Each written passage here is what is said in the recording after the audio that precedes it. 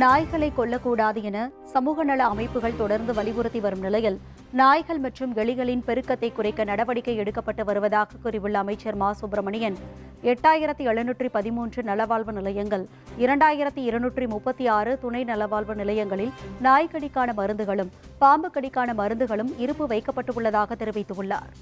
நாய் பெருக்கம்ங்கிறது கூடுதலாக தான் இருக்குது.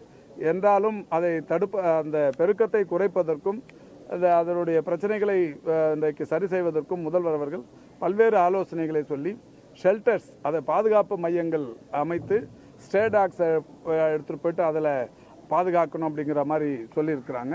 அந்த நடவடிக்கைகள் இன்றைக்கி சென்னை மாநகராட்சியில் ஒரு 3 இடங்களில் தொடங்கப்பட்டிருக்கிறது. பல்வேறு மாநகராட்சிகளிலும் அது நடைபெற்று கொண்டு தான் இருக்கிறது.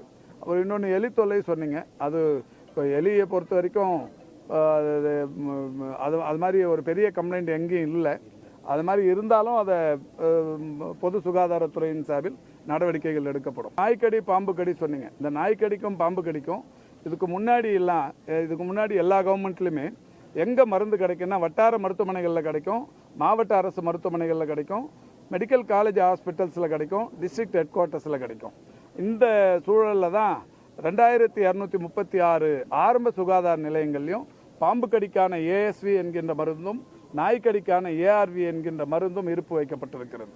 எல்லா ஆரம்ப சுகாதார நிலையங்கள்லையும் நகர்ப்புற ஆரம்ப சுகாதார நிலையங்கள்லையும் வெளியிலேயே ஒரு போர்டு டிஸ்பிளே பண்ணியிருக்கிறாங்க. இந்த மருத்துவமனையில் பாம்பு கடிக்கும் நாய் கடிக்கும் மருந்து கிடைக்கும். இதுக்கு முன்னாடி எங்கெல்லாம் கிடைக்காது. இவ்வளோ பெரிய இந்த நோய் பாதிப்புகளிலிருந்து தடுக்கின்ற காரணத்தினால்தான் நான் கம்யூனிகபிள் டிசீஸ் என்று சொல்லக்கூடிய தொற்றா நோய் பாதிப்புகளினால் ஏற்படுகிற இறப்புகள் சரிபாதியாக இந்த அரசால் குறைக்கப்பட்டிருக்கிறது.